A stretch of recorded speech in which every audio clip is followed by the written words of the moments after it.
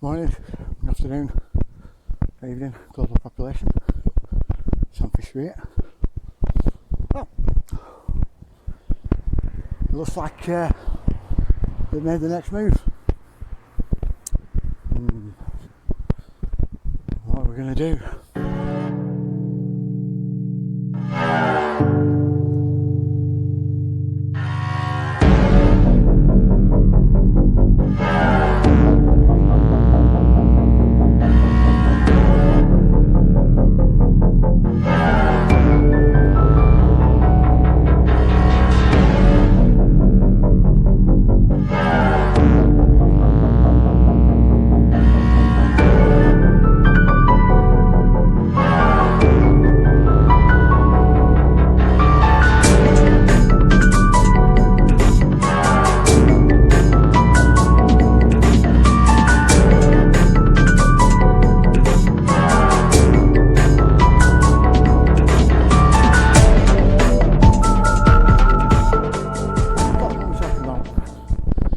Right, first of all, there's Labour's call for censoring people who are giving an anti-vaccine message or talking about vaccines in a not so favourable light, shall we say. You can already tell when you've lost the argument when you have to censor everyone else who has a different opinion to you.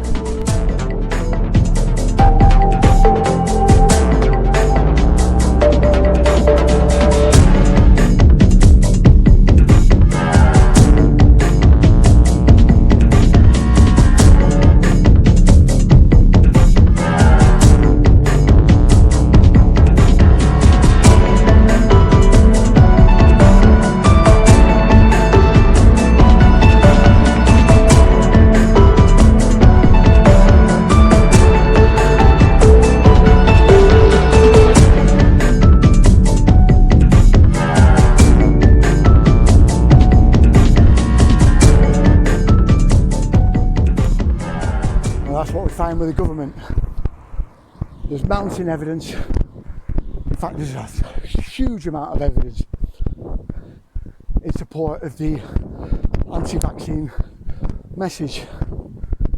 Don't get me wrong, a lot of us aren't anti-vaccine per se. We're just anti-stupidity, as Dr. Buttar would put it, Dr. Rashid Buttar.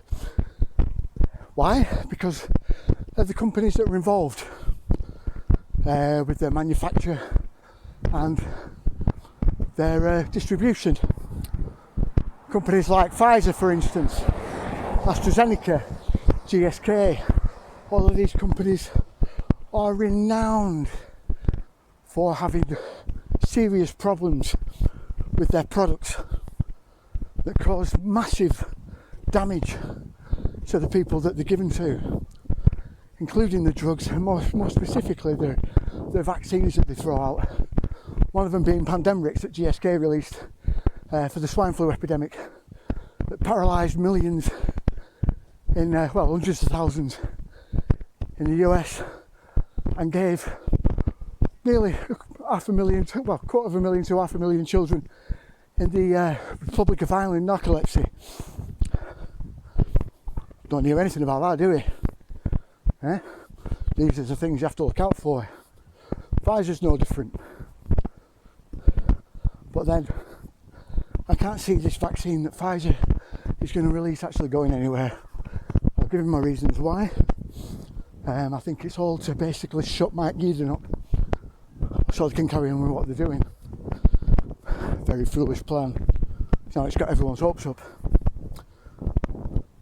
Which brings me to the next move. The mandatory vaccines that they're going to be bringing in. And I think it's pretty much definite now.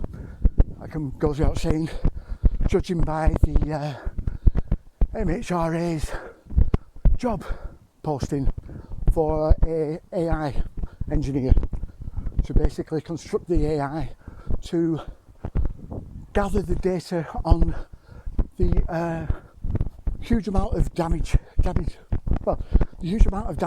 that this untested never been tried before, dangerous DNA RNA vaccine is going to do. They're already expecting massive damage. If that's not worrying to anybody, I don't know what is. Especially you fucking pro-vaccine lot. Wake the fuck up. A lot of you are doing, because a lot of you are thinking, this is rush, it's coming out way too quick, what the fuck's going on? Don't seem right. Whereas a lot of you are just fucking sheeple, narcoleptic, cloud wandering dicks, basically, who again don't want to get into the debate, would rather shut it down. Hence, we go back to Labour shutting the fucking the debate down.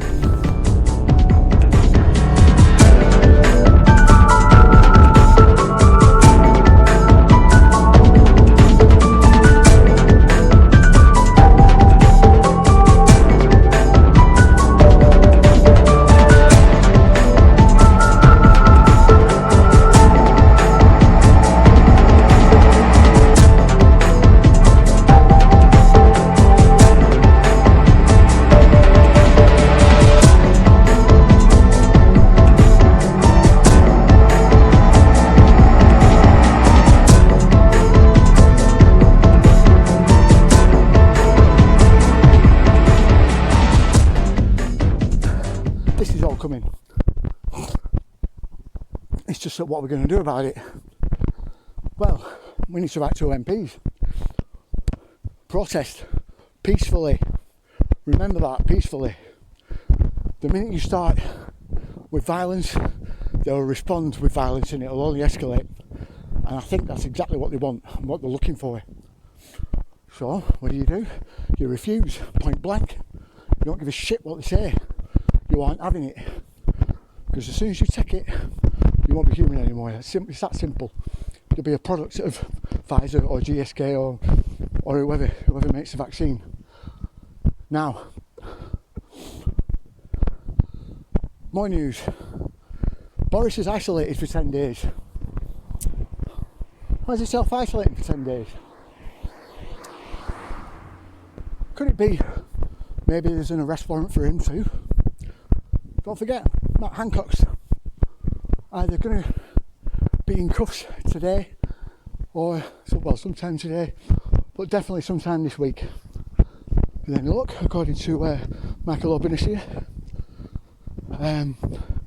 the guy who's running the case against him, the civil case. The arrest warrants have already been filed apparently, and it's just a simple case of getting him, finding an arresting officer to take him in. That's the only stumbling block really. But could it be that Boris is the same and that's why he's got to self-isolate for 10 days? Or is he on the run? So could it be that Boris is on the run? No, just don't know, do we? Won't surprise me.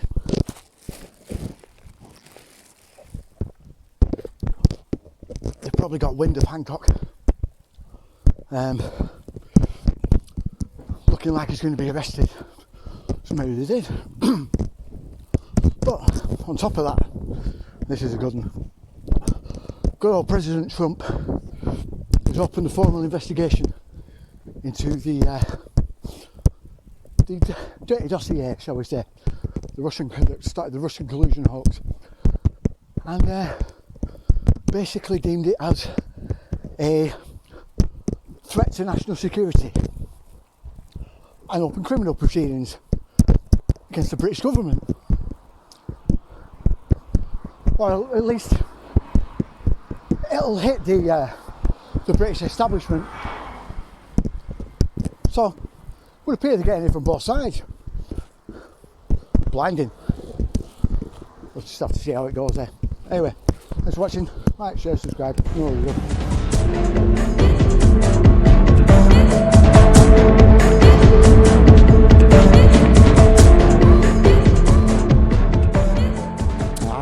thought you'd gone then, aren't you? Eh? Not so fast, pal. Sit back down. Right. A few words of wisdom. Despite the fact that things are looking like they're going in our favour, can't sit back on the laurels.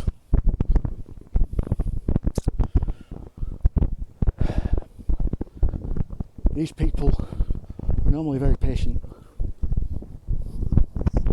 and can normally wait a long while for us to eventually comply, but at the moment they're not. Can't be patient anymore.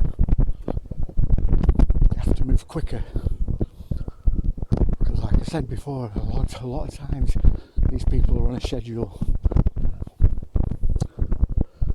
It's us that can be patient. Every protest, every letter to an MP, every question, every defiant act, whether it's not wearing a mask or not looking down, frustrates them, and frustrates their agenda and delays it, or has the potential to cause delay. Every piece of information that you spread goes some way to waking more people up to the agenda and further frustrates their cause.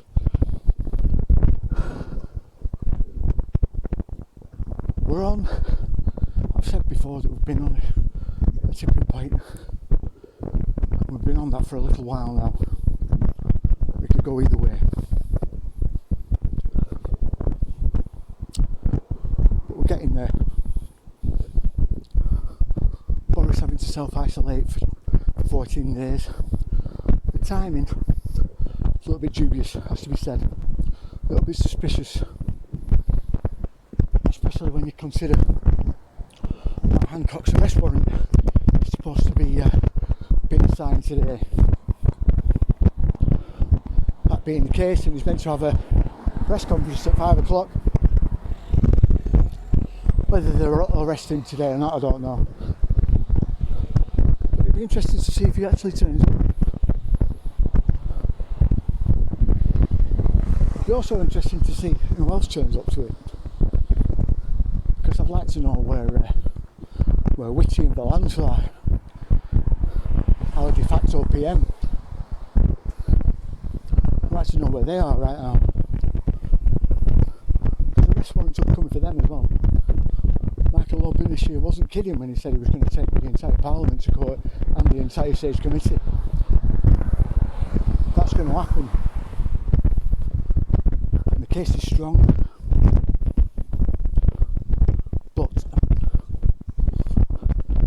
It also means that they will very likely rush things even quicker now. Instead of jumping one or two steps, they're going to jump whole bucketfuls just to get their agenda done. Which, on the one side, has a potential to hugely backfire. On the other side, that backfiring can also cause a great deal of damage to us, not just to them. So, what's my message? Stay strong. Remember, don't appease the government. Don't succumb to whatever ways that they're going to try and persuade you. Remember, a nation that prefers disgrace to danger